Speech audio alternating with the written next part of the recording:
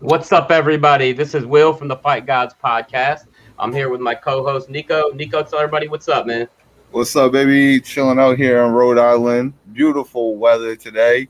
And today we are fortunate enough to have the guest, the man Garett in the building. What's good, Garett? How you doing? Pretty good, man. It's 10 o'clock your time. It's 7 o'clock my time, so it's still nice and sunny here in Oregon. Oh, but wow. Nice. you're all the way out in Rhode Island. I didn't realize you were in RI, so it's all good for right now. For those of you who don't know, Garett does boxing announcing, MMA announcing, pro wrestling announcing. The man does interviews. He's all over the place. What's up? That's what I've been doing for about 10 years, yeah. Beautiful. Nice. Yeah, he's in Rhode Island. I'm in North Carolina. So Right. But yeah, thank you for joining us, man. We we wanted to have you on and talk about some different stuff. There's actually we started doing this thing where I throw up a couple of memes and get our guest and Nico's reaction. All right. So we'll do a few news stories and then we'll get into the memes. But as far as the news story goes, first I want to get your guys' opinion of the bet between Jake Paul and Tyron Woodley and the tattoo. So basically, they made a bet last night at the press conference that whoever lost had to get the winner's name tattooed on them that says "I love Jake Paul" or "I love Tyron Woodley." Garett, what do you think of that? Did they specify where they're going to tattoo that, though? No, just that they had to I mean, tattoo it. that's important. That is If important. I'm Tyron Woodley, I'm telling Jake Paul, tattoo that shit on your neck. Yeah. Because if you're gonna get in the cage with Tyron Woodley, well, I guess this is a ring this time, but if you're gonna get in the ring with Tyron Woodley, I mean, and you lose, you're gonna put "I love Tyron Woodley" on your neck. That's how I see it. Yeah, absolutely. And what about you, Nico? What do you think of that? I think that they have to go through with this because they did shake on it at the press conference. So, I mean, it's out there now. So I'm just really interested to see if they really hold up to their end of the bargain, whoever the loser is. I don't want to see anybody reneging. I don't care where it happens. I want to see the tattoo take place, and I want to see it go up on the story. Yeah, that's kind of crazy, man. I mean, but at the end of the day, like Garett said, they could put it on their foot. They could put it underneath their foot. I mean, you really have no idea. But once it's on your body, it's on your body, man. It's just that little like dig, Well, you got to live with that shit. It could be on your body for a week. Ask Travis Barker how long tattoos have been on his body. That dude's getting tattoos taken off right now, and he was tattooed up. That's true. Yeah. True that. Pete Davidson too. He's getting all 100 of his tattoos removed. So that's definitely true. He's getting them all removed. Yeah. Wild. Yep.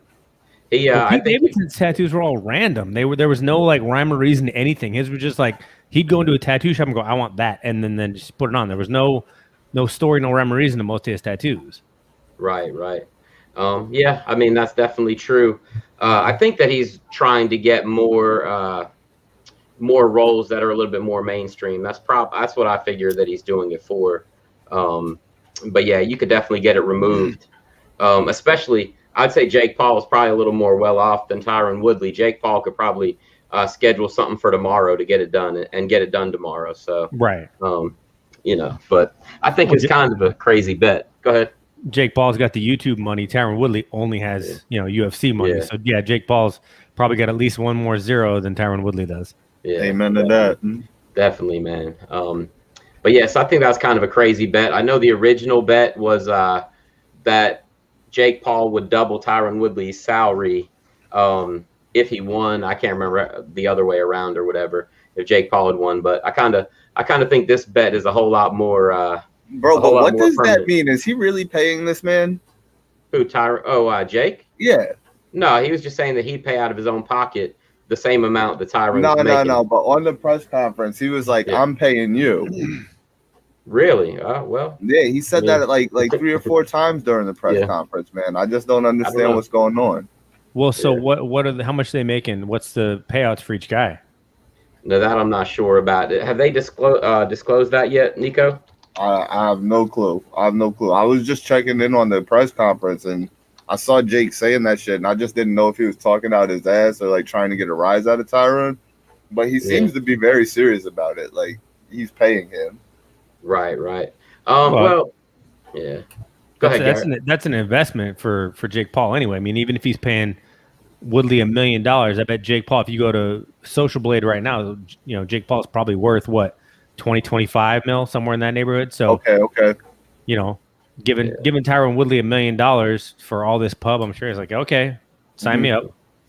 Malky Kawa says that Tyron Woodley's going to walk away with a multi-million-dollar payday. That's not, he hasn't gone specific, but that's pretty cool for Tyron, man. I mean, I like the idea of him making some money, because apparently in the UFC, his highest payday ever was $500,000 when he was the champ, which is not, nothing to turn your nose up at. Right, but when you're the champ of the premier league of a certain sport, I think you should be making a little bit more than that. Just me personally.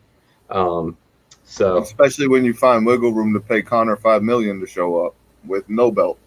That's absolutely true. Well, I mean, Conor's talked his way into a bunch of fights at this point. He's the Conor McGregor of this group of fighters. I mean, Chael, he talked his way into that Anderson fight and was up for 4.5 rounds. He had no business being there, and then got triangled. And was that the most beautiful triangle in the world, or what? Well, to me, I remember watching that fight thinking that Chael's going to get this. Even if he wins by decision, he's going to get it. And then that triangle comes, I was like, shit.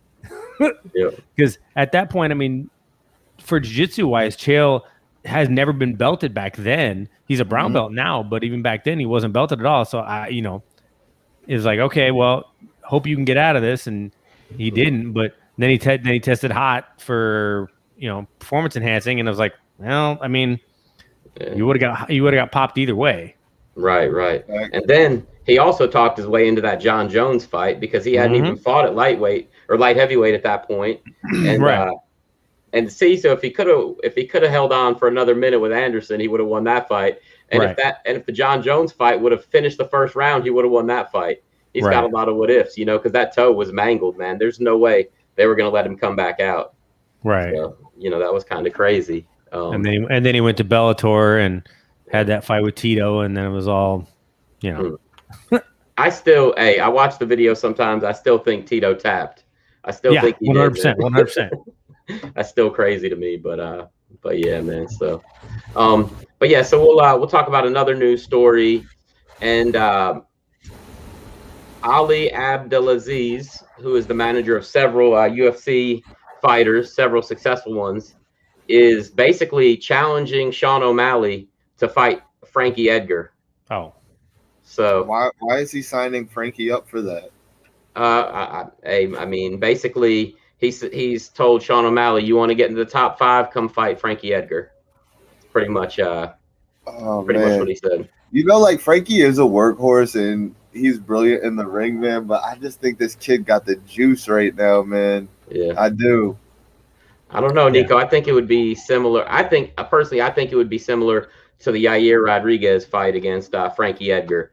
If Frankie can still go, man. We haven't seen him fight, though, since that knockout, right? Yeah, man. Right. So you never know how that's going to affect him long term.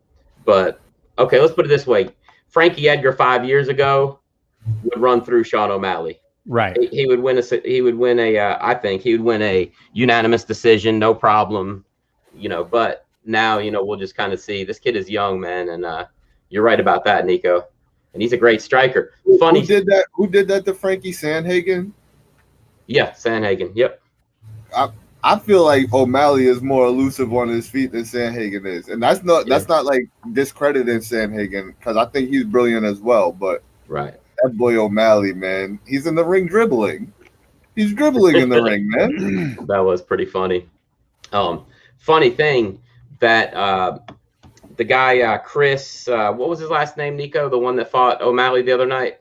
Muccino, right? Yeah, Chris Muccino. He got a 60-day 60 or 90-day suspension. Sean O'Malley's facing up to a 6-month suspension because apparently he injured both hands and both feet in that fight. Wow. Battering. Wow. That's what happens when you punch a guy's face that many times. Yep. So they said didn't that kid get a $60,000 or $75,000 fight bonus? Yeah. He left with $89,000 for that week. That's Pretty- beautiful for your pretty first nice. fight. So his first fight was 15. That was No, what he his got first was. no. He got 11,000 for the What? like yeah. Look. He got 11,000 bonus for doing the press and shit pressing? like that, and then he Okay. got I think $8,000 to show up, or no, $10,000 No. to show up, 11,000. Yes, I swear to God, $10,000 to show up, 11,000 for the press, and then 75, something Damn. along So those lines. UFC's still paying their openers 10. Yeah. Jesus. I heard actually on some of the shit on Fight Pass, it's even lower than that. Mm. And for this kid to take the fight versus O'Malley, like he should have at least made 20K to show up. At least Well, 20K that's on to his show manager, but up. Yeah. Right. But I mean, like Julian Erosa, when he was on the Ultimate Fighter and he got that contract, when I was talking to him, he was like, for my first 3 fights, it's 12-12. So that's why I was surprised that kid only made 10. Yeah, man. Yeah. That's pretty wild. But funny me and story, my buddy had a bet going on that night, so we were looking into it heavy. right? Yeah, gotcha. So funny story. I was talking to Nate Corey several years ago because Nate's from my town, and I said, "Hey, man, how much did you make when you fought for the middleweight title?" And he was like, "How much did I make, or how much did I take home?" I was like, "Both." And mind you, this is the middleweight title I think it was against Rich Franklin. Yep. And I was like, "So what did you make?" And he goes, "I lost and made 16 grand." Like he made $16,000 for a title fight. And he goes, "Yeah." I go, "What'd you take home?" And he goes, 6,900. Jeez. Because between Jim what? and Uncle Sam and all that, yeah, he made basically $7 grand to fight in a UFC title fight. Couldn't they had sponsors back then though? No. Yeah, I guarantee. Yeah, they did. But I mean, like what UFC paid him. Yeah. All right. Yeah, I was gonna say I guarantee you he made more off of sponsors for that fight than he did for the actual fight. And then people wonder why Brendan Schaub walked away and was like, "Hey, I was making $100,000 in sponsors, right? And and you guys want to take that away and give me like 6 from Reebok or something? I think it was at the time because of how many fights he has." So I was kind of Schaub's clowned Reebok and the UFC for years. Yep. Oh yeah. But yeah, so that's kind of wild that Sean has to basically has to clear some X-rays before they'll give him his actual suspension. Right. But another question I had for you guys, and another thing I wanted to talk to you about, and Nico, we've talked a little bit about this in the past, but now it's come to fruition. So the Alexander Volkanovski fight versus Brian Ortega for the featherweight title now is scheduled for September. And September 25th, that is, at the T-Mobile Arena. So first we found out that Nick Diaz is fighting Robbie Lawler on that card. Yep. Now they've announced the co-main event is going to be Valentina Shevchenko versus Lauren Murphy for the flyweight title. Is Valentina just done beating people up and they're just basically like sacrificing people to her now? Yep. They are feeding her people just like they did Cyborg. Yeah. Because it's getting kind of silly. And I don't know, man. I mean, Lauren Murphy, I think she's won 3 in a row, but like I think it's like several of her last wins have all been by split decision. Is she in the top 10? She is. I think she's number 4 or something like that. Really? Yeah, after she beat Joanne Calderwood a couple weeks ago. And I think that they put her in the rankings after that. But I don't see how this fight is even remotely competitive. And isn't Murphy like 40? I think that she's pretty close to it if she's not. Yeah. So Valentina has ran through basically everybody in top 10, yeah? Yeah. You think that next season they queue up a tough and they try and find a woman in a different organization to go for her? They need to. What do you do? Like you got to find something, and it has to be a way to market this woman who's going to fight her because nobody's appearing to be worthy right now. Right. Lauren is 37 years old. Yeah, and that's a little long. Yeah, for real. And okay, so she has won 5 in a row, but 3 of those have all been by split decision, including that fight the other night.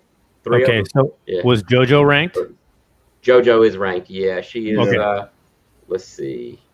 Yep, she is she's number 6 now. Okay. Yeah. Yep. So I'd still give it to Shevchenko probably in 2.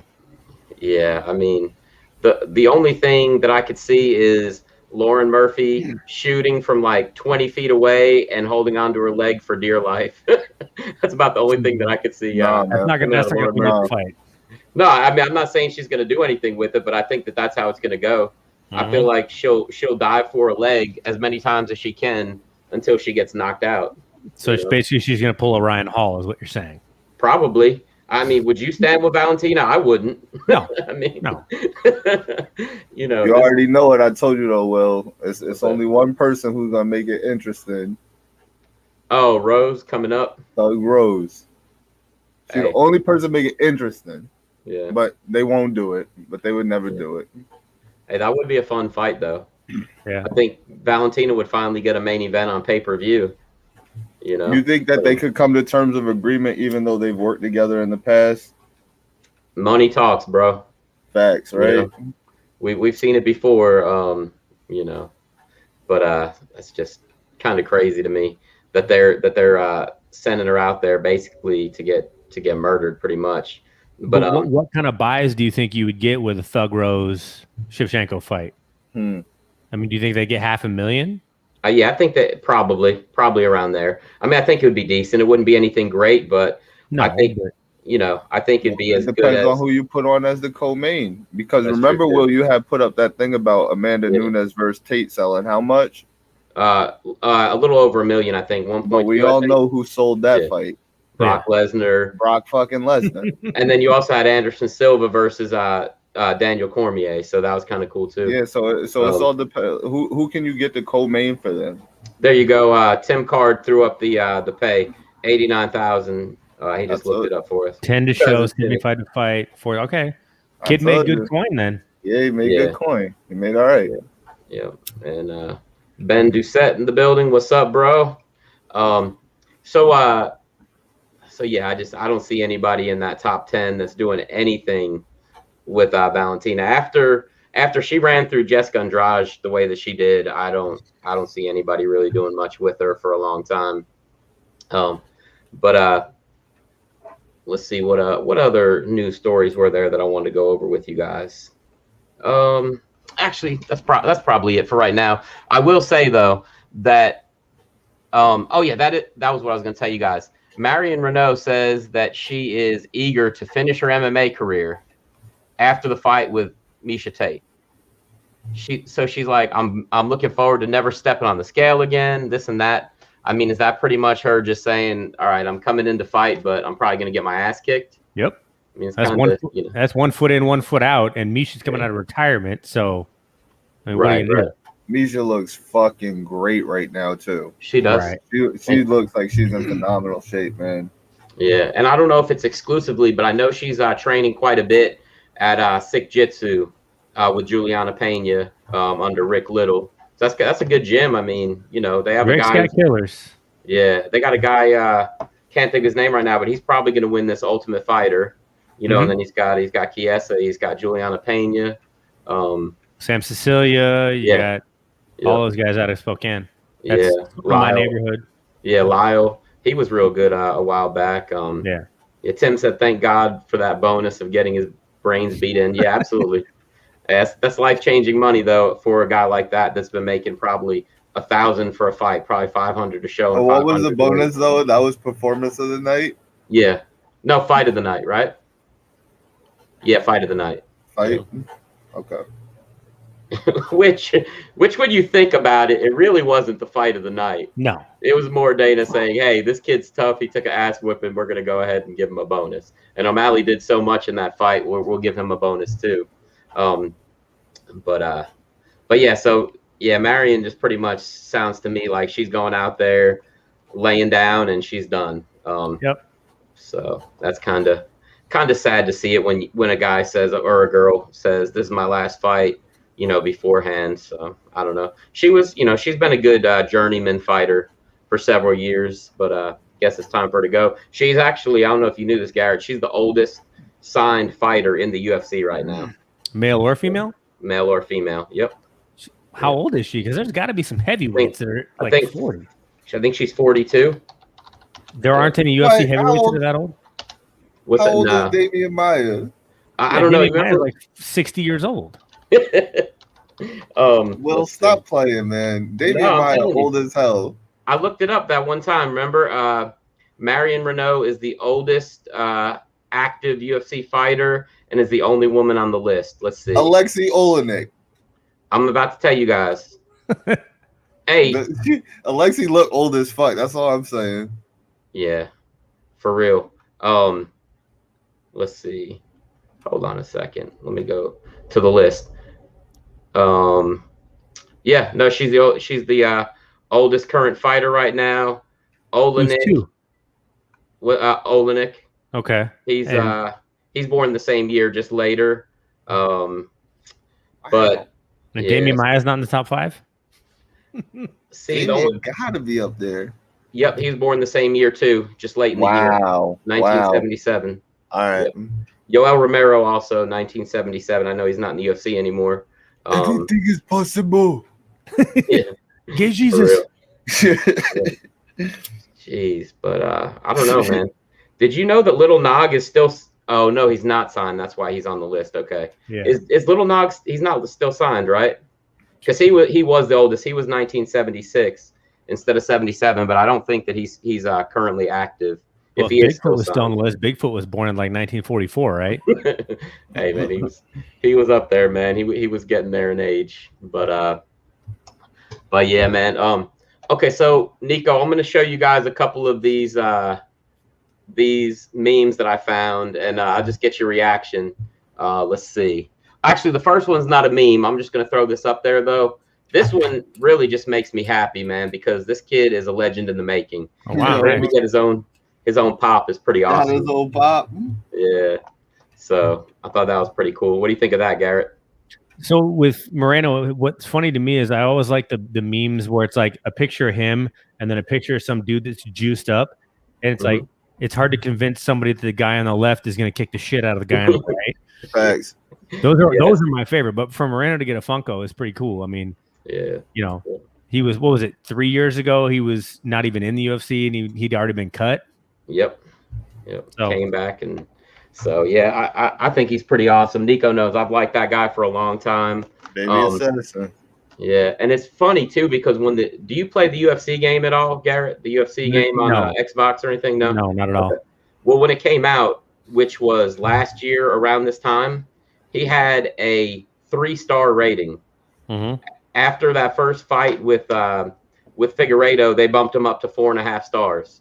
Like, we think this dude's a scrub, but now that he had one good fight, now we're going to give him his due. And I was like, and I used to use him all the time, but now everybody wants to use him because he's the champ. So kind of messed me up on the game.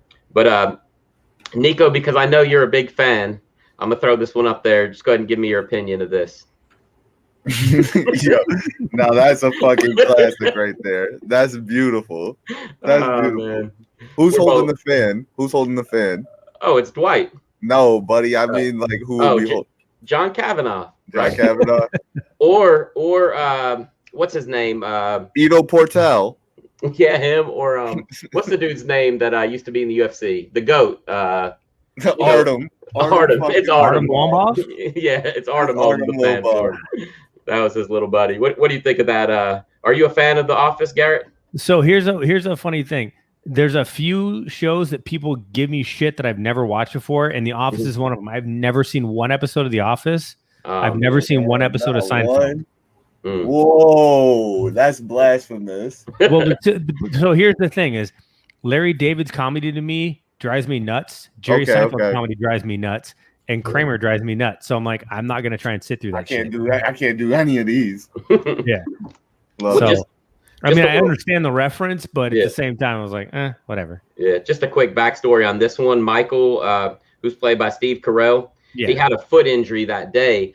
Basically, the whole episode, they're trying to figure out what really happened to him. And he had put bacon into a George Foreman grill the night before and had it on a timer so it would turn on in the morning so he could wake up to the smell of bacon. Well, when he woke up, he put his foot in the grill and burned his foot up. That's why it was all like wrapped in bubble wrap, and it was a pretty funny episode. But I think you'll get this reference, Garrett. Tell me what you think of this one. Yeah. I saw a meme just like this earlier, but it was from the back.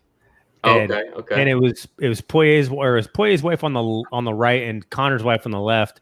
And it said that's why Connor's pissed, is because Poirier's wife's got ass. Nice. That's pretty funny. Nico, what do you think of the UFC wives? Jolie will wash D. Jolie will wash D. Not even close. She has such gangster energy. When she rolled through and flipped Connor off, I love that energy. Yeah, she was talking shit last time too. Remember that? Big like facts, from the crowd. Hell yeah. This one is one of my favorite ones I've seen this week. I'll show you guys. Check this out. Yeah. I really liked it just because everybody was so happy that Ty won that fight. I don't think that there's a Greg Hardy fan. I don't know, maybe 1 out of every 2 million MMA fans might like Greg Hardy. That dude is just, he's just a hated guy. And Ty is so likable. I hope that they start to market him a little bit better, because he's an international star, and after a fight like that, he could get a top 10 big fight, maybe even a top 5, because nobody's getting a title shot that's not named Lewis and Gan or John Jones or Stipe for the next while. I saw a funny meme kind of like that, and it was Hardy when he's getting his ass handed to him, and he's on the ground, his face is all just weird, and it said, "The look you make when you are done beating your wife." Yeah. I was like, God damn. Yeah. We had something like that last week. That's funny. So Garrett, tell me what you think of this one. Yeah. Actually, you can't see it. I'm gonna go 4 straight on that one. Right. You can't see it, but Connor down here on the bottom of the screen, it says "yup." But I thought that was kind of funny. That was a good one. So then what do you guys think is next for Connor? What's he gonna do? I don't know what he's going to do, but I think he should maybe box a couple fights. Oh God,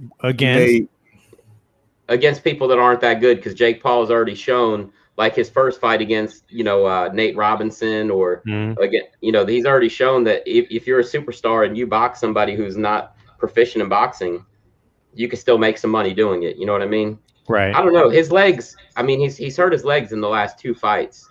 I mean, there's something to that. I think that if he doesn't come back and fight Nate, I think that he'll probably box somebody. I hope it's not the Pacquiao fight, but hey, it'd probably be a big selling fight. So, bro, they finna use Connor up, bro. Yeah. They finna use that boy up. Yeah. Hey, Ben said he's never seen The Office either. Exactly. And not even once. And he said, I don't hate Greg Hardy, honestly. Ben, don't make me boot you from the chat, man. Oh, man. But I don't Greg hate Hardy's him. wife hates Ben, so I don't hate him isn't saying you like him neither, though. That's not saying you're a fan. You're like, I don't hate the guy. Yep. Nico, I actually looked and found a couple wrestling memes this week too. Check this out. Yes. Yes. You got to be proud of that coupon, man. That thing is hilarious. Nico, you're the pro wrestling guy? Yes, I am. So huge fan. So I've known Cross for probably, 6-7 years, back before he was working for ROH. Oh, word? And, yeah. He worked a couple shows here in Oregon for this promoter, and it was the guy's kind of, let's put it that way. And I saw him at one of the shows I was doing in Vegas at the Rio, and I was like, hey, because his name is Chris. I was like, hey, Chris. And I was like, what's up? And he's like, hey, man. He's like, I was like, you going to work for Morty some more? He's like, that guy. Because he knows that promoter's like it. And so Scarlett used to date this dude named Darren Corbin. I don't know if you're familiar with Darren. Darren's out of Minnesota. And the promoter was trying to sell me on Darren Corbin before he brought him in, because I'd never even heard of him. He's like, he's got a really hot redheaded girlfriend. And then he's like, her name is Scarlett. And I'm like, well, I know who Scarlett is, but I had no idea who Darren Corbin was. Yeah. That is so fucking funny. Nice. Scarlett is a smoke show, though. 100%. 100%. Yep. But they're fucking him up. They're fucking carrying up on the main roster because they didn't even give him his entrance. Yeah, man. And that was a big part of the allure. That's the whole thing. Yeah. Yeah. So yeah, Nico is big time into pro wrestling. I used to be. I know you had messaged me that you used to be a pro wrestler. I used to be a pro wrestler also here in nice. Yeah, in North Carolina. I used to promote some shows too. I can't say the name of the company. It's not a big company, but it's just not out there yet. I actually just got hired today to start doing some commentary for like a new internet TV wrestling show. So that should be kind of fun, man. Another avenue. If you need a co-commentator, I know a guy. I know a guy too, man. That's awesome. Hey, so tell me about that, man. About you. So you trained to be a pro wrestler? Yeah. So long story short, way back 2000, 2001, give or take, back when AOL was a thing. I went into a chat room on AOL, and this guy's like, "Hey, come watch pro wrestling." And I'm like, pro wrestling is not even around. Like in Oregon, it was against the commission. The commission wouldn't allow WWE to come in town. And he's like, "Oh no, it was this place called Tito's Gym, which was like at a flea market." Nice. And so I went from my house to the gym. The flea market was 2.5 hours each way. So I would drive 5 hours round trip to go watch shitty indie wrestling. And I was like, "Oh, I could do this." And this dude was like, "Hey, come in the ring and take a bump." And I didn't know what the fuck he meant by take a bump. And he's like, "Oh, fall." I'm like, okay. So I fell, and I was like, I could do this because I played football and baseball in high school, and I did theater in high school. I was like, all right, I could do this. So a guy that I went to school with, he was actually 5 years ahead of me. His name is Jason Scott. He goes by Jeremy Blanchard. Now he's in Memphis. I basically pestered him to train me to wrestle. And so he basically taught me how to wrestle in his backyard, because from where we lived to any wrestling ring was 2.5 hours, was that ring in Hillsborough. So I learned to bump on a futon mattress. And he's like, "Well, if you can bump on a futon mattress, you can bump on anything." Definitely. So then I would drive up there and train, and he and I would train the ring eventually. And then I started getting on those cards, and it kind of went from there. So nice. What was your moniker? G-Shock, which was funny to me. I picked G-Shock, and it's a weird. How old are you guys? Just so I can make reference. I'm about to hit 40. Okay, so you're almost 40, Nico. 31 in 2 Okay, weeks. you're probably not old enough, but I know Will remembers Digital Underground. Oh yeah. Yeah, come on, man. What's wrong with you? Shock G. Yeah, I know that is the one who put the patent on your panties. I was G-Shock because Shock G was Greg Campbell, was Greg Campbell, rest in peace. And so I was like, I'm gonna be G-Shock. This is before the watch came out. And as soon as the watch came out, I was like, fuck. Now everybody thinks it's a stupid timepiece. Right. Long story short, I went to a Digital Underground concert in 99 on 420. And it's the first time I had ever done anything, but I met Shock G then. Beautiful. Nice. That's so awesome. I was like, I'm gonna be Shock G, and so I was G Shock, and that's how it went from there. There's still stuff of me online on YouTube, so you can find it. Have to check that out, man. Definitely. All right, last meme for you guys. You ready for this, Nico? Check this out, man.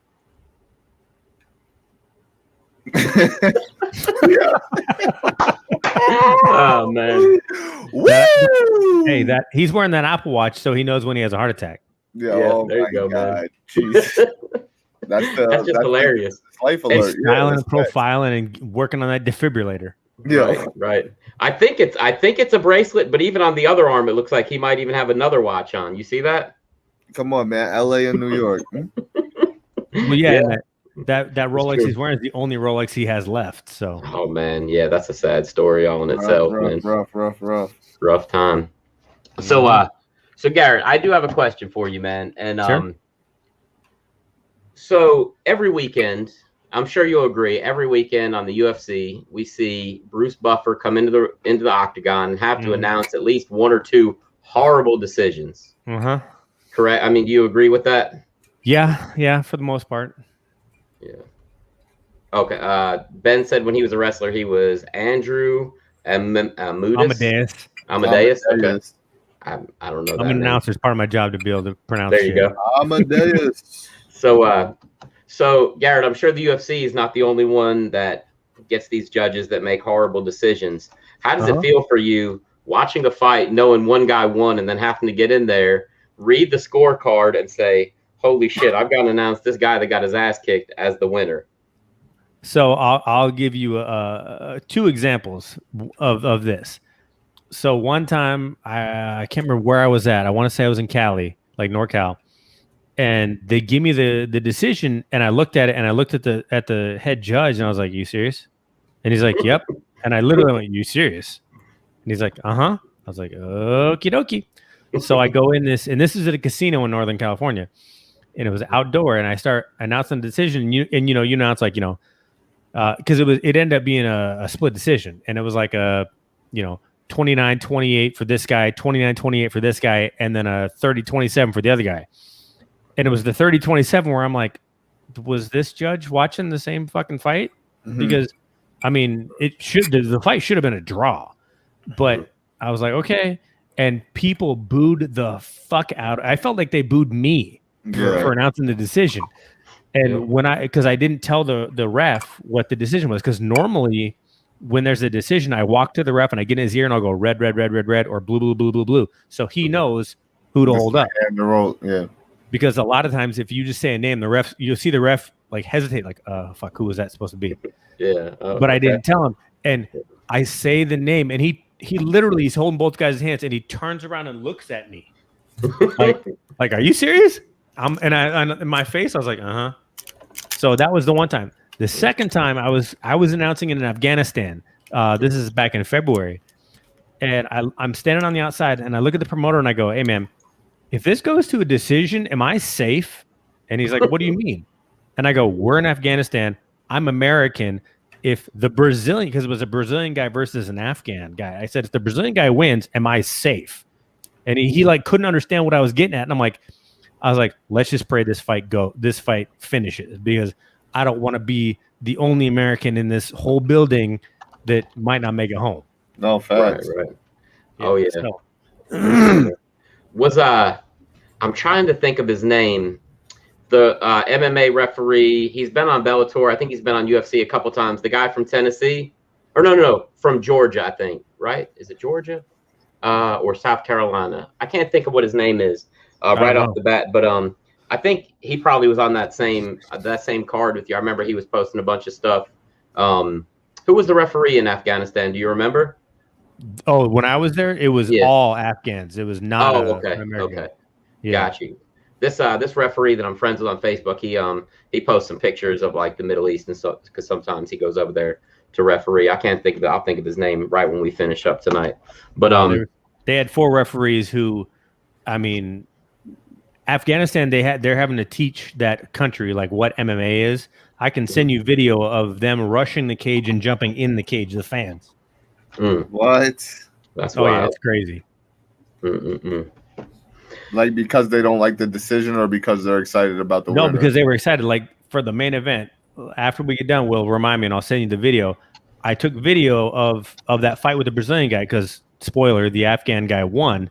Okay. Maybe not. It was a fixed fight. Who knows? But but like there was no guardrails around the cage, and the Afghan people ran to the cage, up the catwalk, and over the cage. Wow. Like after he won, and the promoter looked at me and he's like, okay, go in there and announce the decision. And there's people rushing the cage, and I look at him and I go, the fuck I am. Yeah. It's like whatever. And it probably took me 10 minutes to get in the cage because people would not let me in the cage. There's so many people in there. That sounds exciting as fuck, though. That still sounds like that sounds super exciting. Oh yeah. Fearing for your life is super exciting. Sounds like an adventure, man. So what was the biggest show you've ever announced? I mean, probably my Vegas stuff that I did at the Rio.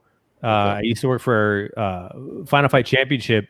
They're supposed to. I talked to the promoter. They're supposed to come back in September, but I was doing shows on CBS Sports from the Rio in Vegas, and it was like almost every Thursday. So I would fly from Oregon to Vegas on a Thursday morning, do the show, fly out Friday morning, and come back home. But I mean, it was interesting because they had guys from everywhere. I mean, you had your Croatian guys because the promoter was from Croatia, so you had like your Eastern Asian guys and your Croatians, your Russians, and then like Austin Vanderford was on the card a couple times, and Austin's from Oregon, so I knew Austin from there, and they'd mixed boxing and MMA and kickboxing together. Oh wow! So it was interesting, but yeah, that's probably in terms of like visibility, probably the biggest shows I've done. Nice.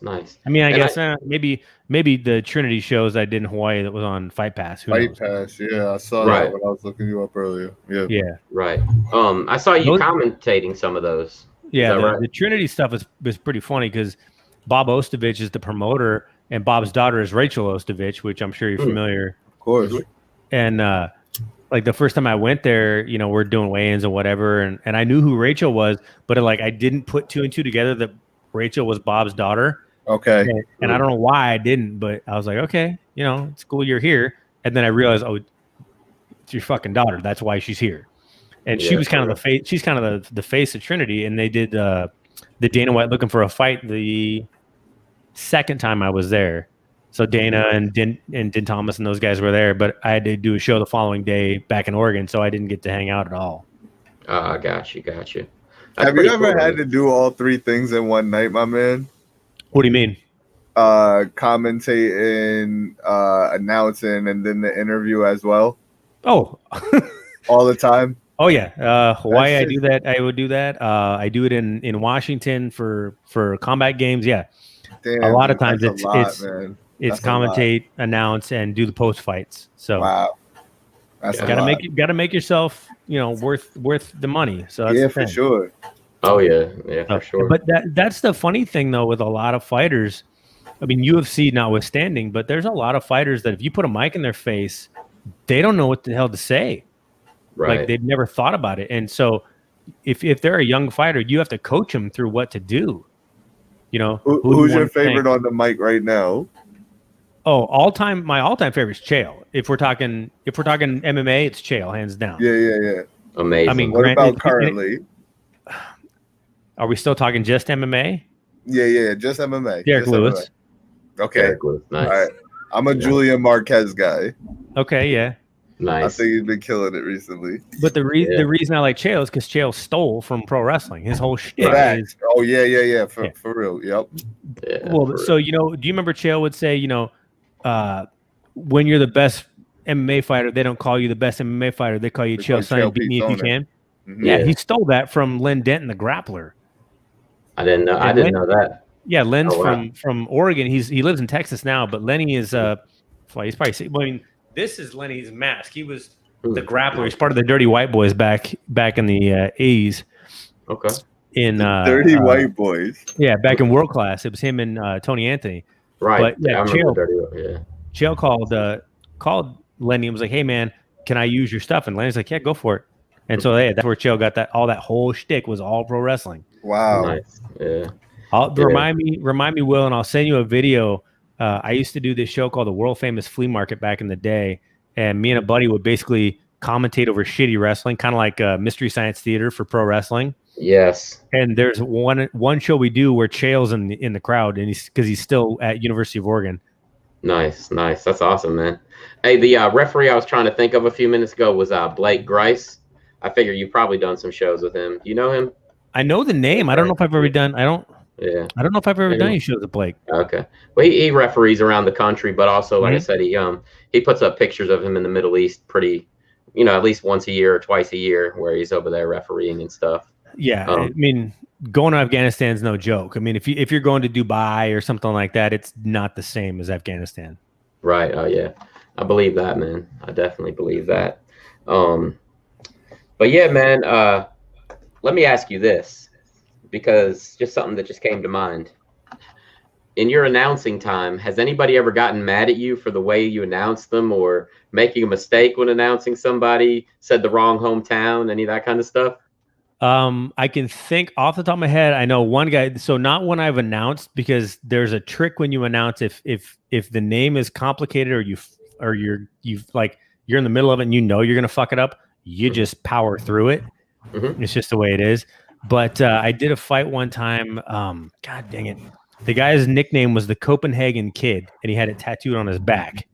Right, yeah, Ben, I am. I'm Johnny August from the World Famous Flea Market. That's awesome. But anyway, that's pretty cool, man. we were big once upon a time. Yeah, we were. Yeah, well, so for Duquette there. All right, that's how he would know it was me. Yeah, wait. That's hilarious. But if he's ever watched the video, right he would know. All So right. you know, action-packed action. How about that? He'll know that. But anyway, this kid, God damn it, what was his name? Copenhagen Kid was his nickname, but he was like 0-12 or 1-12 as a fighter, and he won. So I did the post fight, and I was like, "How's it feel to get your first win in like 3 years?" And he gave me this stare, like, "You motherfucker!" And this was on, I can't remember if we were on Fight TV or something like that, but the look on his face was just like, "You son of a bitch!" And I'd known him for a while. God damn it, what is his name? Is it Justin Milani? Yes, okay. Justin Milani, exactly. Okay. Yeah, and it was I can't remember where the fuck we were, but yeah, he because I've known Justin for years, doing shows forever. But the look on his face, like, "You son of a bitch," and I was like, look, do you have his record in front of you right now? His MMA 2-6. Yeah, exactly. No, not 2-6. That's what they have it. That's how they have it online. Is that MMA or is that boxing? Oh, maybe it's boxing. Let me look it back up. But, yeah, I know. I'm almost positive he has at least 11 losses in MMA.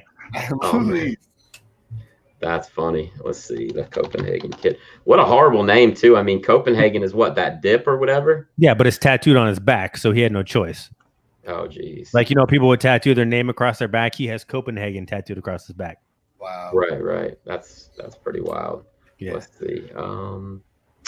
Where did that go? I had it a minute ago. But no, in terms of like butchering names, I try real hard not to butcher names. But there's a lot of times where I'll be like, "Do you have a nickname?" Because I always ask people if they have nicknames. And that's the funny thing is if they're getting their hands wrapped like a boxer and they're with their coach and they don't have a nickname, their coach is going to give them something fucked up, and it's always hilarious. Yeah, that makes sense. That's pretty good. Like I had the what the fuck was that kid's name? I was in Tacoma, and he was like the Power Kitten Beater or something like that. And I'm like, "Are you serious?" And the kid's like, "No." And his coach goes, "Say it." It's like, "Okay." And there's a guy in Klamath Falls, Oregon. His name is oh god, I can't remember his name, but his nickname is Puss. And I was like, "Are you serious?" And he's like, "Yeah." And I was like, "Okay." So I announced his name as whatever it was, Puss, and then last name. And then the whole time I'm laughing myself like, "Yeah, okay, whatever." That's hilarious. Hey, Nico, so I found his record. Yeah. It is 5 wins and 12 losses in MMA. See? Told you. And hey, look, he's won 2 of his last 3, but he hasn't fought since 2019. But nobody's fought really since 2019 because it's like pandemic. Right. So right, and then his boxing record was 2-6. Yeah, Justin, he was an entertaining boxer because I've done a couple of boxing fights too, and he was there to entertain a crowd. Yeah, okay. But I mean, there were guys like I called them Craigslist killers, where you'd have that dude who was like, you know, okay, yep, there's Justin right there. Nico, that's an old picture. That's his profile picture. That is hilarious on Tapology. Normally it's like fighters, you know, in their like robe. In his living room. In a wife beater. Living room in the wife beater. I really want to see this dude fight now, honestly. So that picture of Justin is at this point is probably at least 10 years old. Okay. Because I think Justin's probably pushing 40. Yeah, but, that's hilarious, man. Yeah, but there's guys that come around where you know for a fact that as soon as you see the guy on the other side of the card, you know he's going to lose. I did a show one time in California, and there was an independent fighter versus the head wrestling coach for Alpha Male. No. And this is a pro fight, and they do their weigh-ins, and I look at the guy after the weigh-ins, and I look at the guy that's independent. I go, "Do you know where your opponent's from, right?" And he goes, "What?" Go, "Did you do any research on this guy?" And he goes, "No, I'm just here to fight." I go, "He's from Team Alpha Male," and he's like, "Where?" I'm like, "Uriah Faber's camp." He's like, "Oh shit." You made that man shit bricks before he fought? Yeah, because I was like, how did you not look up the coach or the guy you're fighting? For real. And so at the fight, this dude just got mollywopped, and he gets dropped, and the ref steps in front of him, and the ref picks him up because he got knocked out, and he like hugs the ref, and he goes, "Did I win?" And No, like, not even close. no. That's hilarious. Hey, Nico, here's a more updated picture, buddy. There we go. Where is that at? That's Rain Glorious. FC. That's in northern Washington. Glorious. Yeah. Pretty awesome, man. Pretty awesome. Justin's a really nice dude, though. That's for sure. He's a really good dude. Got you. He's the kind of guy that he'd go take an ass kicking, and then you go have beers with him. Right. That's cool, man. So, you have any other good funny stories from your time announcing? Man, let's see. I mean, there's been Afghanistan.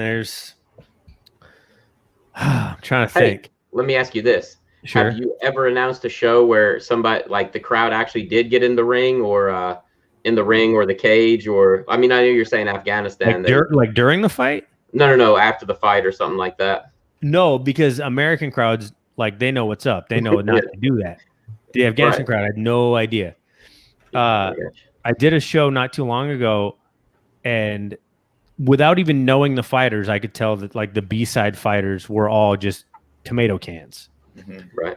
And 7 fights on the card, and I think 3 guys quit on their stool after the first round, and 2 guys, their coaches threw in the towel after the first round. And I'm like, it was the weirdest thing I'd ever seen. But here's a good story. So I was doing a show for Dominant FC up in Washington, and my buddy Chris Cope, he was the referee, and this is MMA. And so sidebar to that, I'll get to the story. Chase Hooper? Yeah. So Chase took one. This is before he got to the UFC. He took a fight on 2 hours notice. 2 hours notice. Yeah, 2 hours notice. He showed up because he was already on weight. Showed up and won and beat whoever, I can't even remember who their champion was, but beat their champion on 2 hours notice. Wow. On the same card. That's awesome. But I did Chase's first pro fight also, and that's a funny story also. Anyway, so we're doing this show, and it's on Indian land. So I don't know if you guys have reservations and stuff out that way, but when you do shows like at casinos, they kind of have their own rules. Yeah. Basically their own government. Yeah. So this fight this fight's going. It's Jared Torgensen and Dylan Potter. That's the 2 guys. And it was for Dominant FC. And Jared Torgensen gets a cut in his forehead, like right here, like a minute and a half into the fight, where big enough I could probably put my thumb into that cut. Dylan, his opponent, started out the fight with white trunks. When the fight was over, 4.5 rounds later, he had red trunks on. Oh, wow.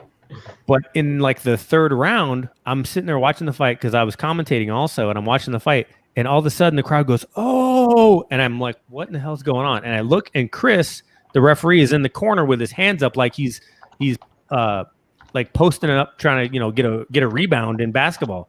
The cameraman had dropped the camera into the cage and fell off the back of the cage because he passed out because there was so much blood. Oh my God.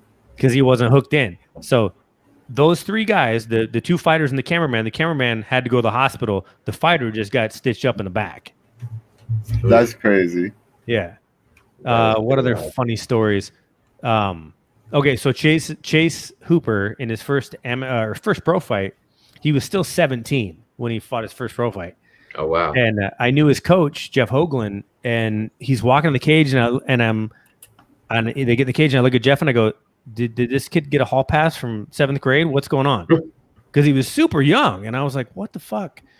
And Jeff just looks at me and he goes, watch. I was like, okay. So get out of the cage.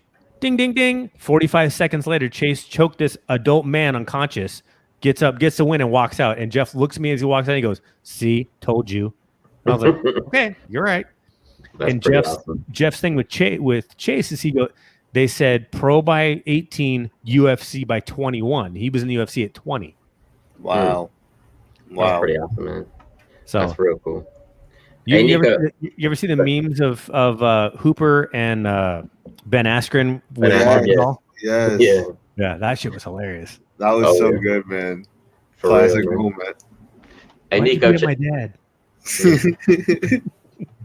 check out this picture, Nico. Check this out. Boom. Yep. That's his show right there. Yep, that We're it going to is. have to check these out. This is crazy. We actually, Nico and I did something kind of similar a while back, and we need to do some more. We call it the Fight Gods After Hours. And we find like there's this one Asian MMA promotion, and it is like some of the worst fights you've ever seen in your life. And we sit there and just talk about it, and it's pretty damn funny, man. There's one fight that was that's a funny episodes when we do those. Yeah. But before YouTube took us down the first time, we had like, I don't know, 12,000 subscribers and like 3-4 million views. But I mean, so Nico, did you ever see the DDT show with Kenny Omega and the little girl? No. Okay, you can find the real one, but Kenny Omega wrestles in like a 9-year-old girl. Okay. So you can find it on ours. How does she do? She kills the real DDT one. Well, they had rehearsed it, but it's super like, you obviously know it's completely staged. Or like, of course. You know Kota Ibushi. Kota Ibushi, New Japan. From New Japan? Yeah. Do you ever seen Kota fighting the Invisible Man or Kota fighting an inflatable? I have. I've seen it on YouTube. Yes. Yeah. Same shit, because those are from DDT as well. Okay. But that's the kind of stuff that we would commentate on. Me and my buddy Jay, who was the guy that trained me to wrestle. He's in Memphis now. Got you. That's pretty funny, man. That's awesome. Yeah, I am. I've actually seen that Invisible Man thing. I've seen the Kenny Omega thing with the little girl too. I know he got a lot of backlash on that. Oh, Jim Cornette roasted the shit out of him, but that's exactly who was talking seems about to it. be doing okay, you know. He's all right. Didn't hurt him too bad. Yep. I actually backyard wrestled under the moniker of Magnifico. Were you in a hood or no? Yeah. You under a mask? No. Okay. No mask. Magnifico. So were you like a magician gimmick? What was the gimmick? I'm truly magnificent. Oh, okay. All right. Yeah. Hey, Garrett, that company is called One Pride MMA, and it's a Japanese-based company. And if you ever get to watch it, man, it's hilarious, man. Just it sounds like they were like, we're gonna take the two best companies in Japan, and we're gonna fuck with them. Yep. I guess they just didn't use Pride because they didn't want UFC to get pissed at them, but right. The other two. But yeah, there's this one fight. I'll find it and I'll send it to you. But it is the funniest MMA fight you'll ever see in your life. It's the worst and the funniest, and probably the most entertaining. Wouldn't you say, Nico? 1000%. Yeah, so that was a pretty good one. Nico, go look at the world famous flea market. There's a fight on there where there's a guy in a wheelchair through the entire fight. Yo, that's hilarious. Will was telling us this story about how he went off on this lady in a wheelchair once. Yes, I did. When I first moved here to North Carolina and I finished training in wrestling, there was this lady named Gloria who had one leg. She was in a wheelchair, and she used to like get in all the heels' faces and just roast them, man. And I remember like I turned on my tag partner. I was supposed to be a heel anyway, but they just started you off as a face because it's easier. It's harder to be a face than a heel, so they want you to to go out there and get that crowd reaction. So I turned on him. She gets in my face. She's like, "I hate you. You're gonna die." Blah blah blah. And like I don't even know why I said it. I just turned to her. I said, "If you don't shut your mouth right now, I'm gonna roll you out into the middle of the street." And bro, the whole crowd just went silent. And this lady was like, and just looked up at me, and it was like, oh my God. So then after that, like everybody started saying that to her. It was like the thing to do is say you're going to wheel her out to the street. But I definitely started that. And it was just one of those things that people used to give me shit about all the time after I did it. So back when I wrestled, I used to have a tag partner. His name is Joel, but he went by Jonas Albert Robinson. He was trained by Johnny August was the best. Yeah. No, go look up Paul Lee, Ben. Paul Lee is the biggest ripoff of all time. Oh yeah, the Ric Flair ripoff. Yep, we roast the fuck out of him. Like I got videos from Carl Anderson and Doc about Paul Lee. That's awesome. But anyway, so I had my tag partner Jonas. We're walking around the ring, and like kids, we were heels, and this kid would be like, "You suck," blah blah blah, and the kid would go, "I wish your parents would drown you." We'd be like, "Santa Claus isn't real," and I'm behind him, like having to hide my face. I'm like, "Holy shit! Why would you say that?" He told this one dude again in a wheelchair. He's like, "If you don't stand up and give me respect," and the dude's in a wheelchair, just same type of shit. But like, I was like, man, it's too far. But the best part is he has Joel has a degree in early child development from the University of or Oregon State University. So he's yelling at kids, knowing full well, like, I'm gonna probably end up having to teach you later. That's hilarious. That's so sick. That's really funny. So you gotta be able to go there as a heel, though, man. Once you're there, no fucks given. No. Yeah, when I was a heel, that's what people are always like. You're so nice as a heel, or you're so nice. I'm like, yeah, well, if you really want me to tell you how I feel about you, just give me 5 minutes. Nice. So, do you have any big projects going on right now or coming up? So, for me right now, pro wrestling wise, there's only one company that I work for live right now, and it's POW Pro Wrestling out of Eugene, Oregon, where the Ducks play. I've got my schedule for them through the end of 2022. I've got some other just random stuff here and there. And then Game Changer Sports is another show that I'm going to end up doing. I think I got 6 or 8 shows till the end of 2022 in Vegas. So I'll end up doing that. But it's until stuff starts picking up after, COVID starts slowing down, it is what it is. I mean, that's why dumbasses like me flew to Afghanistan to get a show just because I needed to work. Yeah, I got you. Hey, can I make a suggestion? Go for it. I watched that first ever bare knuckle MMA, the Jorge Masvidal's show. It was like Gamebred champion. Yep, Gamebred is his. They need some help with their like commentating and announcing. I think you should send them your reel, man. It was okay, but it was like if they're going to be on a big platform like the BKFC app. I feel like they need to step their game up and improve that a little bit. So you should check that out. I have sent them both my reels already. So. Really? Yeah. Well, they need to get it together. I know their booker, so yeah, I've sent them my stuff. Well, hopefully they come calling, man. Yeah. Well, I mean, maybe the fight gods need to step in. There you go, man. Hey, so being from Oregon, I know you had said that you know Nate Quarry. Do you know Shell Sonnen? I've met Shell a couple times. Yeah. Okay. Cool, man. What other MMA fighters are from Oregon that are pretty well known? Randy Couture is pretty well known.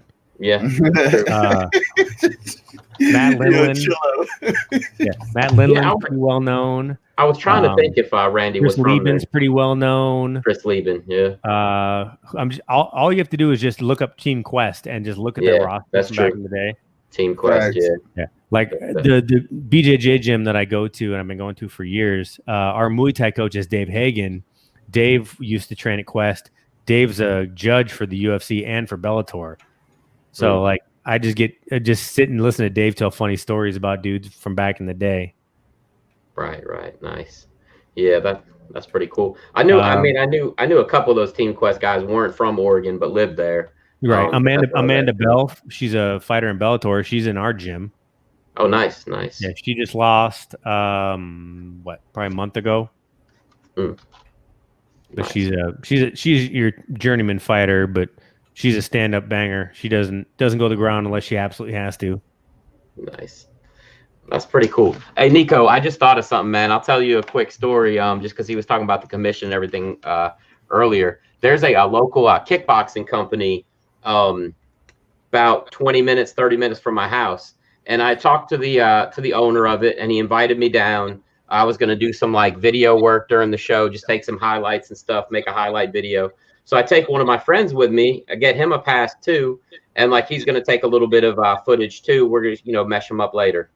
Well, look, the commissioner was there and kicked me out of ringside, even though I have like the full access pass, and let my friend stay, who he didn't even know like anybody or anything that was going on. She kicked me out of the area, told me I had to go back like behind the crowd and all this other shit. And I was like, seriously? Like, I don't know why she didn't like me, but she let my friend just stay there right there. This dude was literally on the steps of the cage taking video, and I wasn't even that close, and she kicked me out and let him stay. I guess I just didn't look like I belonged. I'm not sure, man. Damn, But, man. yeah, they made me leave. Should Unfortunately, have given you better laminate. yeah, Yo, thanks. That's trash, though. yeah, it was horrible. It wasn't a cage; it was a ring. Excuse me. It was No. it was kickboxing, and yeah. But yeah, I had the laminate and everything, but it's all good. It was just one But, too many people. Maybe you know that's definitely possible. I like whatever. But anyway, Garett, thank you for joining us, man. We're gonna go ahead and wrap it up. Is there any shout outs, any sponsors, anything you want to mention before we go? I mean, sponsor wise, all I have is Scoring Senate, which it's an app and a program where ex-fighters can go and actually score live UFC events. You can find Scoring Senate at scoringsenate.com, and then the hair is always from Combat Comb Over. It's a military owned brand here in Salem. They sponsor me for the hair care products. But no, you can find all my shit at GarettFertig.com. Awesome. Nico, anything you want to close with? No, man. It was a pleasure having you out here, Garett. Will, as always, man, it's been real. We'll take it to the house. Oh, Garett, before you go, will you announce Magnifico as if he was coming to the backyard to wrestle? Oh, right. Shit, wait, no, I want to come to the MMA ring, and then we got like some bad monikers I want to go by. First of all, I want to be 0-24, 0 losses. I mean, 0 wins, 24 losses. Hang on, Nico. Do you want me to announce it as 0-24, or do you want me to announce, guys, how I announce them as 0-24? Because if guys are I'm a can, man. Right. I'm a fucking can. All right. 0 wins, 24 losses. Right. It's Nico Getlin, but my ring name is But I Got a Chin Though. Yeah, we got to hear this. Chin though. But I got a chin though. Yeah. Yep. Where we seeing? Where in Rhode Island? No, we going Southampton, New York. Yeah, that's where we're both from. He's my cousin. Long Island, baby. Yep. Stand up. Born and raised. So let me. And what do you weigh? Let me get that too. I would cut to 170. Oh, you're cut. Okay, so he's 170. 170. All right, so introducing his opponent out of the red corner with an impressive 0-24 record, weighing 170 pounds from Southampton, New York. Introducing Nico, but I got a chin though, Getlin. Let's go! Awesome. Oh my God, I'm so great hyped right now. Thank you so much, man. That was really cool. That was great. All right, Nico, you ready? Go ahead and take it to the house, man. Oh man, you already know what it is. There's no need to adjust your screen. It's not Bruce Buffer, but you've been here live at TFG. Thank you for joining us. I'll let you boy later.